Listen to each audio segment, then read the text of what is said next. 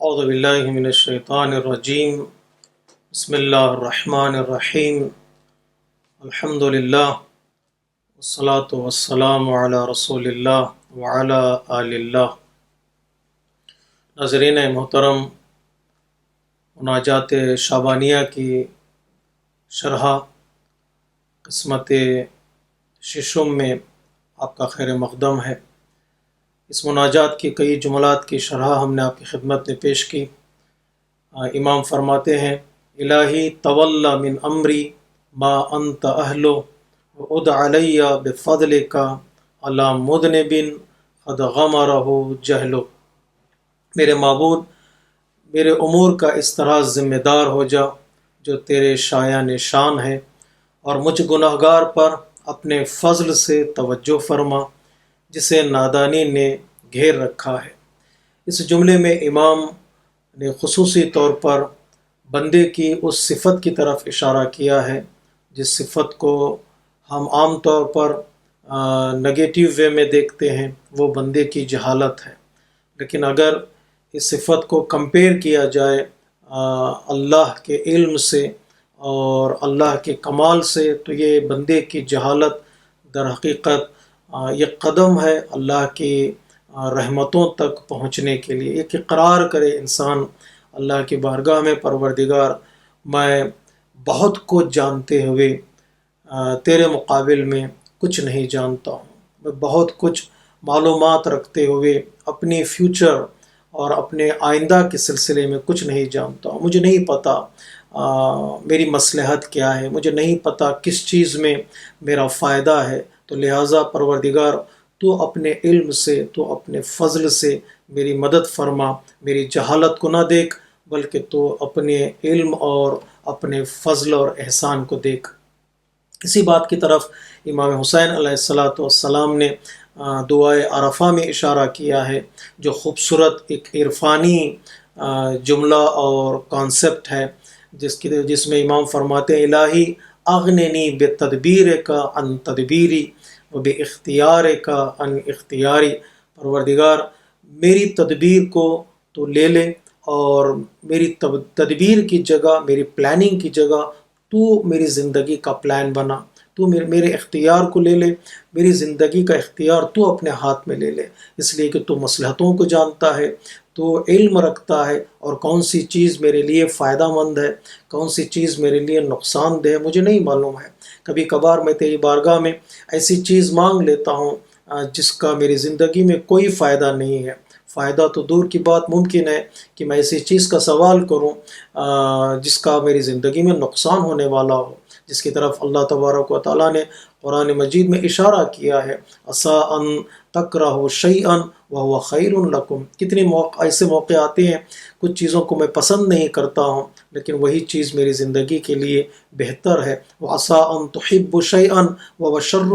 لکم۔ کتنے ایسے مواقع ہیں کہ میں کچھ چیزوں کو بہت زیادہ پسند کرتا ہوں، چاہتا ہوں کہ وہ چیزیں میری زندگی میں ہوں، لیکن وہی چیز ممکن ہے میری زندگی کو نقصان پہنچا دے۔ اس لہٰذا پروردگار، تو میری جہالت کو نہ دیکھ بلکہ اپنے علم اور فضل کو دیکھ۔ الیس اللہ بکاف عبدہ، کہ پروردگار میرے لیے تو ہی کافی ہے۔ اگر تو ذمہ داری میری لے لے، میری زندگی کا پلان تو لے لے، اور ایک لمحے کو لیے بھی مجھے میرے حال پر نہ چھوڑنا، ورنہ میں ہلاک اور برباد ہو جاؤں گا۔ تو یہ جہالت در حقیقت اقرار ہے اللہ کی بارگاہ میں اپنی کمزوری کا اور اپنی ناتوانی کا، جس کی طرف ہم اشارہ کر سکتے ہیں۔ مولا کائنات نے اپنی وہ مشہور مناجات میں بندے کی صفات کی طرف اشارہ کیا ہے، جو عام طور پہ ہم ان صفات کو نگیٹیو دیکھتے ہیں، لیکن امام نے کہا کہ وہی چیزیں سبب بنتی ہیں کہ انسان کا ایک قدم اللہ کے فضل کی طرف، اللہ کے احسان کی طرف بڑھتا ہے، جس میں امام فرماتے: مولائی یا مولا انت المولا وانا العبد وهل يرحم العبد الا المولا، کہ اگر بندے پر سوائے مولا کے اور کوئی رحم نہیں کر سکتا۔ هل يرحم الذلیل الا العزیز، پروردگار میں ذلیل ہوں، میں ہیومیلیٹڈ ہوں، لیکن تو عزیز ہے، اور اس بندے کو سوائے تیرے کوئی رحم نہیں کر سکتا۔ حل یرحم الضعیف الا القوی، میں جتنا بھی طاقتور ہو جاؤں، جتنا بھی میں قدرت مند ہو جاؤں، لیکن تیری طاقت، تیری قدرت کے مقابل میں ہیچ ہوں۔ ممکن ہے کہ ایک نہ دکھائی دینے والا وائرس ممکن ہے انسان کی زندگی کو پریشان کر دے، تیری قدرت کے مقابل میں میرا بس نہیں چلتا ہے۔ حل یرحم الضعیف الا القوی۔ اسی طرح امام نے کئی اس بندے کی صفات کو گنوایا ہے اور اللہ کی صفات کو گنوایا ہے، تو اللہ کے ایٹریبیوٹس کے مقابل میں بندے کی کوئی حیثیت نہیں ہے۔ اگر وہ اس جہت سے بندے کی طرف توجہ کرے تو وہ اپنے احسانات کا اور اپنے کرم کا دروازہ کھول دے گا۔ اس کے بعد امام فرماتے الہی قد سترت علی ذنوبا فی الدنیا، پروردگارہ تو نے دنیا میں میرے گناہوں کو چھپایا ہے، وانا احوج الی سترها علی منک فی الاخری، پروردگار اس سے زیادہ، دنیا سے زیادہ میں محتاج ہوں کہ تو میرے عیبوں کو، میرے گناہوں کو چھپا دے۔ اذ لم تظہرها لأحد من عبادک الصالحین، پروردگار تو نے نیکوکار بندوں کے مقابل میں میری عزت کو بچا لیا، بزرگان دین نیک لوگوں کے مقابل میں میرے شرف کو اور میری حیثیت کو بچا لیا۔ بڑے لوگ ہیں، میں کمیونٹی میں رہتا ہوں، کسی کو نہیں پتہ میرے گناہ کیا ہیں، میری خطائیں کیا ہیں، تو نے ایکسپوز نہیں کیا مجھے، میری عزت کو تو نے بچا لیا۔ لیکن پروردگار اس دنیا سے زیادہ مجھے اس دنیا میں اس چیز کی ضرورت ہے، فلا تفضحنی یوم القیامت علی رؤوس الاشہاد، پروردگار قیامت کے دن معتبر شخصیتوں کے مقابلے میں، آبرو مند شخصیتوں کے مقابلے میں میری آبرو اور عزت کو بچا لینا۔ یہاں سے زیادہ مجھے وہاں ضرورت ہے کہ تو میرے گناہوں کو آشکار نہ کر، جیسے یہاں چھپایا ہے، جیسے یہاں معاف کیا ہے، یہاں عزت کو بچایا ہے، تو وہاں بھی آخرت میں میری عزت کو اور بچا لے۔ خصوصی طور پر عزیزان محترم اس بات کی طرف توجہ کیجیے گا، پروردگار خصوصی طور پر ان لوگوں کے سامنے میری عزت کو بچا لے جن لوگوں کی محبت کا میں نے اقرار کیا ہے دنیا میں، ان کو میں بہت چاہتا رہا، میں مولا علی کی محبت کا اقرار کرتا رہا، کہیں ایسا نہ ہو مولا علی کے حضور میں میرے گناہ آشکار ہو جائیں، ایسا نہ ہو کہ مولا علی کے مقابل میں میرے گناہ ایکسپوز ہو جائیں، تو وہاں پر جو شرمندگی ہوگی، یہ شرمندگی بہت بڑا عذاب ہے۔ ہم سمجھتے ہیں کبھی کبھار بیماری عذاب ہے یا آگ کا عذاب سب سے بڑا عذاب ہے، امام فرماتے نہیں پروردگار بزرگان دین جن کو میں چاہتا ہوں، جن کو میں پسند کرتا ہوں، ان کے ساتھ بیٹھوں، ان کے ساتھ چلوں، ان کے ساتھ زندگی گزاروں، یا جنت میں رہوں یا حشر کے میدان میں میری ملاقات ہو، پروردگار ان کے سامنے میرے گناہوں کو ایکسپوز نہ کرنا۔ اس لیے پیغمبر اسلام نے پروردگار عالم کی ان دو صفتوں کی طرف اشارہ کیا ہے، ان اللہ عز وجل حی ستیر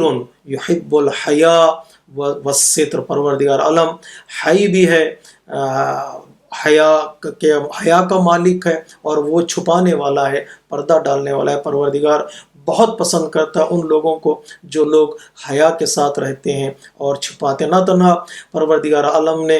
اپنی ان صفات کی طرف اشارہ کیا، دعائے جوشن کبیرہ میں ہم اس کو دہراتے، یا من اظہر الجمیل وستر القبیح، پروردگار عالم نیکیوں کو آشکار کر دیتا ہے۔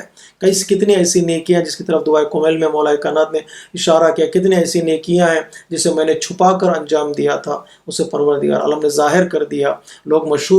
میں مشہور ہو گیا ایک بندہ کہ وہ جنرس ہے، وہ نمازی ہے، وہ روزہ دار ہے۔ کئی مرتبہ پروردگار عالم نیکیوں کو عام کر دیتا ہے، وہ ستر القبیح، وہ گناہوں کو اور انسان کے خطاؤں کو چھپا دیتا ہے۔ تو پروردگار عالم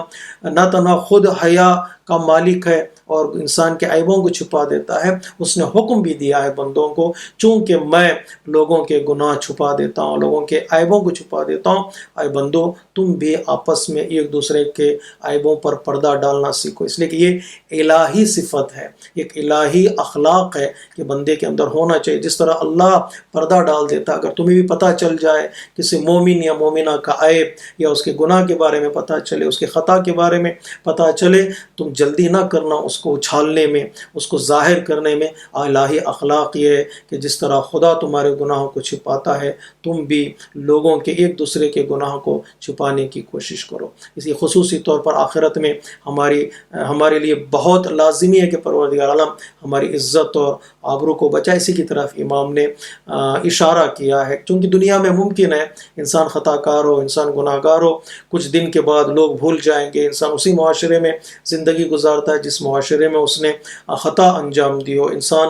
اس کو اگنور کرتا ہے یا لوگ اسے بھلا دیتے ہیں، لیکن آخرت میں کوئی بھولنے کی جگہ نہیں ہے، کوئی نسیان کی جگہ نہیں ہے، کوئی بھاگنے کی جگہ نہیں ہے۔ انسان وہاں پر زیادہ ضرورت کا احساس کرے گا کہ اللہ کی رحمت اس کے ساتھ رہے، اللہ کی رحمت اسے نجات دے انشاءاللہ۔ پروردگار عالم بطفیل چہاردہ معصومین علیہ السلام خصوصی طور پر ہم شب جمعہ دعا کرتے ہیں اللہ کی بارگاہ میں، پروردگار جس طرح تو نے دنیا میں ہماری عزت کو رکھ لیا، ہماری آبرو بچا لی، پروردگار ائمہ اطہار کے سامنے، خصوصی طور پر امام زمانہ کے سامنے ہماری آبرو، ہماری عزت کو محفوظ رکھنا۔ السلام علیکم ورحمۃ اللہ وبرکاتہ۔